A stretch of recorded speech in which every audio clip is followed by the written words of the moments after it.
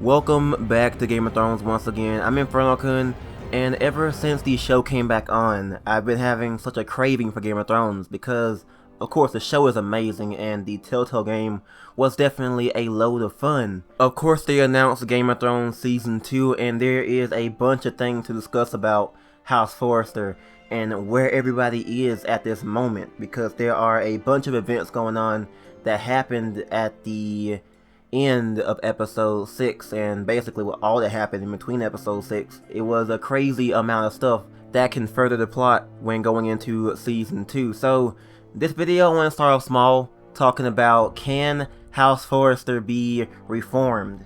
Now obviously Ironrath has been destroyed, Lady Alyssa Forrester is dead, and of course the Lord of House Forrester is injured, depending on who it is, Asher or Rodrick. And of course, Bershka and Ryan are separated from the rest of the family. Now there are a bunch of factors that can go into what happened because of various choices, like, Garrett's choice to stay at North Grove and defend it, or go back to help House Forrester. So let's go ahead and begin with Asher. Now Asher is being accompanied by many people depending on your choices. It can be, or Asher or Rodrick actually. For me, it's Asher. I'm going to refer to as Asher a lot. So for Asher, at the end, you can be accompanied by, of course, Talia, then your Sentinel or your non-Sentinel, depending on if you killed him or not. And then Asher can be accompanied by Gwen Whitehill as well if you choose to call off the poison or the ambush. So various things can happen because of various choices, and I wonder how Telltale's going to do that, because this is a new level of basically choices. They have, of course, like, this is the first time they've actually put so many different things into a story. The killing your traitor choice is a prominent one. Basically, if you kill your traitor, your Sentinel will show up at the end, but if you don't, then your traitor will show up at the end and your Sentinel will die. I think I've seen Duncan die, but then at the end, Royland comes and he's your traitor, so what happens there?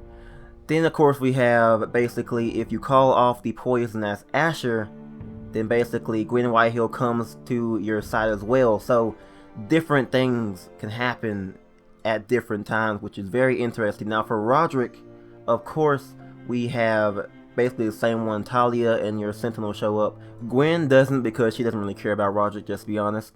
And that is pretty much it as of right now. So basically, who is going to stand with the Forresters when it comes to taking back Ironrath? Obviously, it has kind of been burned. You can see fire on the little castle there, and it's pretty much not very good.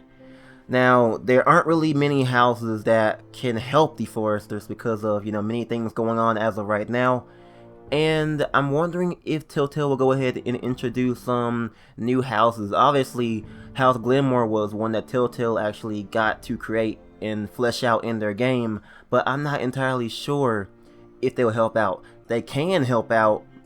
Well, here's my prediction. They can actually help out, from what I would think, after, on Rodrick's story. If you keep Elena at Ironrath, she will get taken by the Whitehills, and that could probably force the Glenmore's hand to help out and get rid of the Whitehills. That could be one for Rodrick, but I'm not entirely sure who would stand with Asher. He had his sellswords, they all pretty much died, and there isn't many people who know Asher in Westeros. He's been in Essos, all his life, basically, almost all his life, and there isn't anyone I can think of who can help, so I'm wondering how this is going to help out.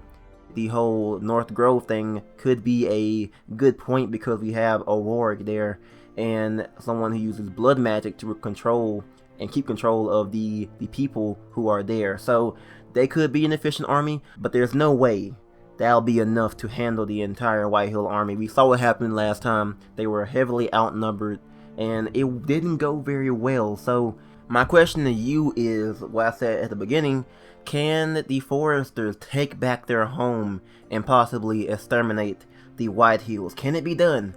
Normally I would say yes, but the Forresters have lost everything. Their home, their ironwood groves, which is pretty much their means of making money to go ahead and pay for new sellswords. So pretty much all they have is their name, the Forresters, which are the bannermen for House Stark, and the House Stark name is pretty big in the north. But that ties into pretty much the book and TV show stuff, because the Starks are pretty much in a debacle similar to the Forresters, trying to keep them from being killed off. So it's actually really similar. The Starks, some of them are dead and they have lost claim to their home, which is Winterfell, and they're trying to raise an army to go take back Winterfell from the Boltons. So in that aspect, it's very similar, because the Forresters have lost claim to Ironrath because they've been defeated.